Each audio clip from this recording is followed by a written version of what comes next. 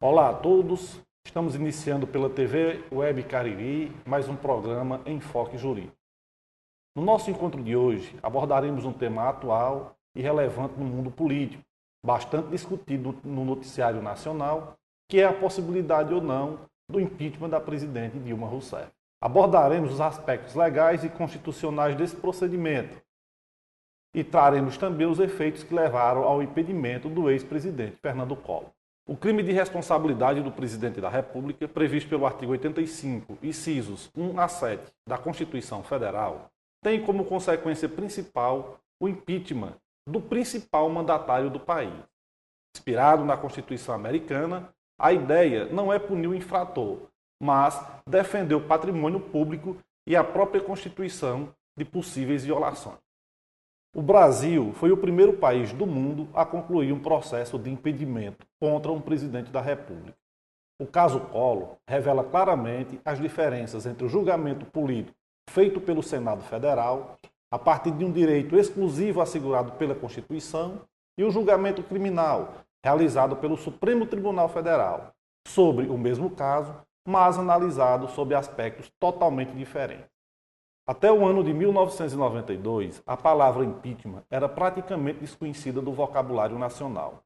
Entretanto, após o processo que culminou com a punição do impedimento do exercício de cargo público por 8 anos do ex-presidente Fernando Collor de Mello, o vocábulo tornou-se popular entre os brasileiros e muitos, inclusive, passaram a ter um certo conhecimento sobre o tema. Hoje, a crise política que assola o país mais uma vez traz à tona o fantasma do impeachment. O vocábulo voltou a ser utilizado não apenas nos meios políticos, mas em muitos editoriais dos grandes jornais e revistas brasileiras. A questão que se faz é o que motiva uma eventual abertura de processo de impeachment contra uma autoridade pública. O que define a abertura de um processo? O crime de responsabilidade deve ser julgado sob o ponto de vista meramente político ou deve ser levado em consideração o processo penal?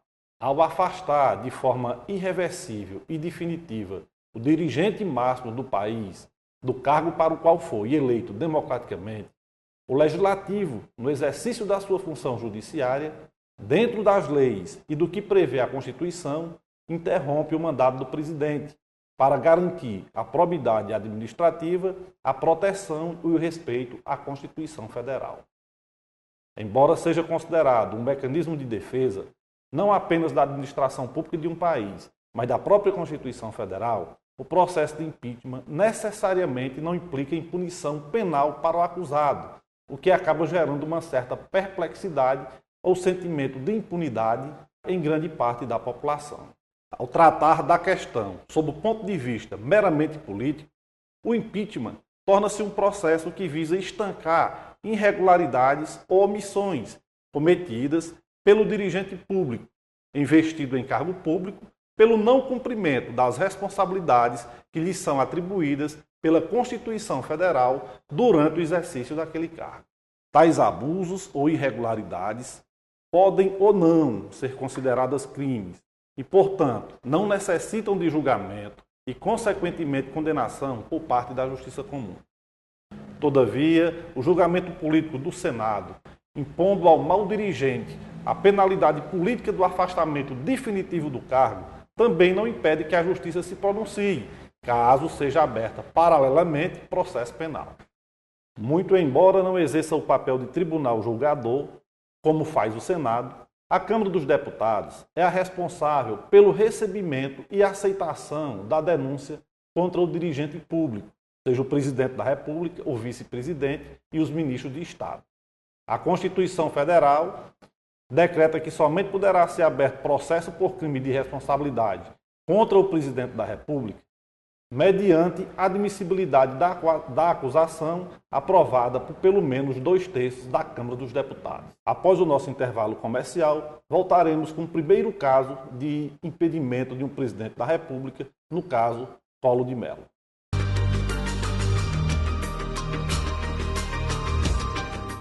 Você que procura um ambiente agradável e um churrasco de boa qualidade, venha conhecer o Bar Fundo de Quintal. Lá você encontra comidas, bebidas quentes e geladas e com atendimento diferenciado, além do delicioso baião de 2 preparado na hora. Aceitamos cartões de crédito para sua melhor comodidade. Bar Fundo de Quintal, localizado na Avenida Doutor Fernandes Teles Cartacho, no bairro Bela Vista, em Mauriti, Ceará. Telefone 889-9617-2166. Organização Ayrton Gley e Rosângela. Diferente do tradicional, o Espaço Sandra Buffet aluga seu salão para qualquer tipo de eventos. Ambiente adaptado a todo tipo de festa, como casamentos, aniversários, confraternizações e eventos corporativos. Além de você poder contar com a maior variedade de doces e salgados para sua encomenda. Aceitamos todos os tipos de cartão de créditos. Venha nos fazer uma visita. Rua Projetada, Cajueiro, sem número, bairro Bela Vista, aqui em Mauriti. Fones 992 56 8833 ou 996 30 49 31. Espaço Sandra Buffet, tudo em um só lugar. Promoção Novembro de preços baixos Barato Móveis. A briga com os preços altos é nossa.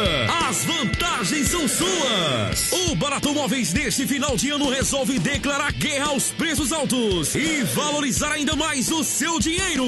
E como trabalhamos sempre pensando em você, lançamos nesse mês de novembro o desafio do menor preço e maior prazo. Pois aqui no Baratão, esse mês o preço caiu ainda mais e os prazos continuam aumentando. E tem mais! Além de desfrutar de todas essas pechinchas, comprando no Barato Móveis você vai estar concorrendo à maior promoção do comércio caririense. A mega promoção Ano Novo de Carro Novo Baratão Móveis. É um Fiat Palio 0 km. Então você já sabe, não adianta discutir. Promoção de verdade é só aqui. Baratão Móveis. Mania de vender barato. Que tal uma loja econômica com variedade de produtos para construir ou reformar? Casa da Construção, completa para sua obra. Temos tintas, madeiras, telhas, cimentos, ferragens, britas e muito mais. Aproveite as nossas promoções e faça um orçamento sem compromisso. Casa da Construção, tudo o que você precisa da construção ao acabamento de sua obra. Estamos localizados na rua 04, número 05, no bairro Bela Vista, em Mauriti, Ceará. Telefone 889-9988-2244 ou 99988-3738. Organização Albérico Medeiros. Casa da Construção.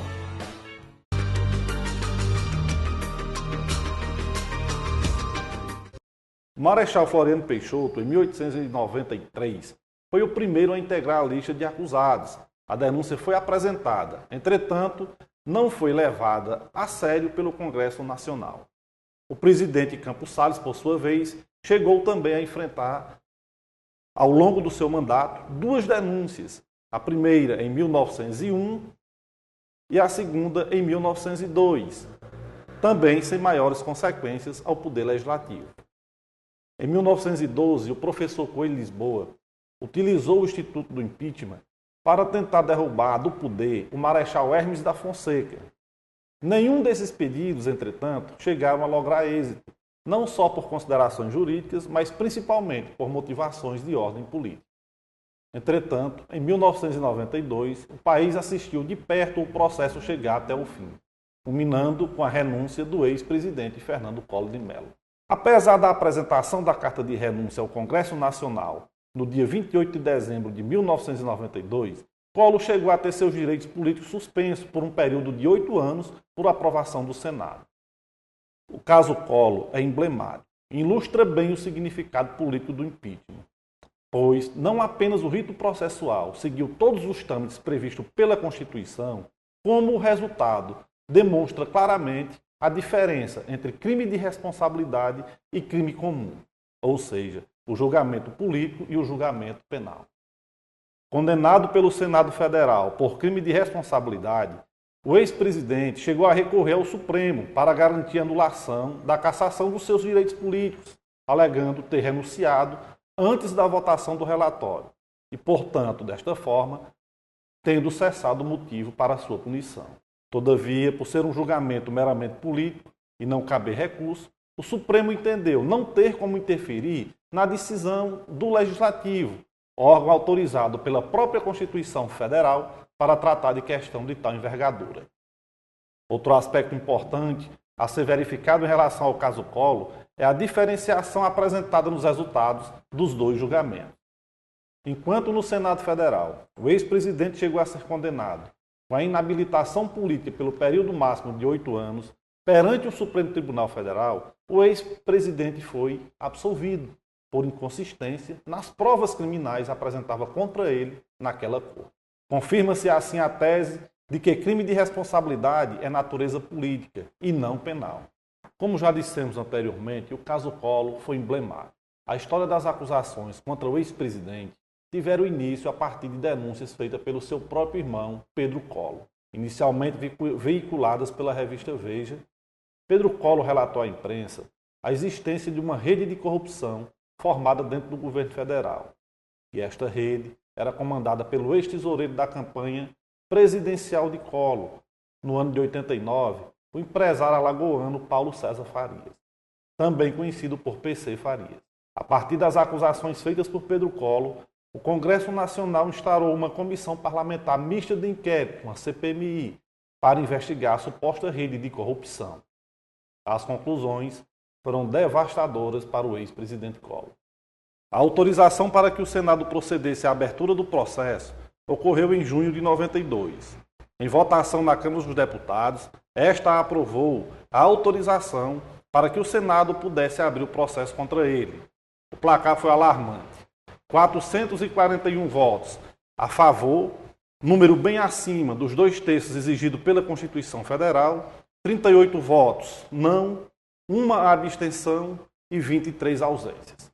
Realmente uma votação histórica, transmitida na época ao vivo para todo o país pelas emissoras abertas.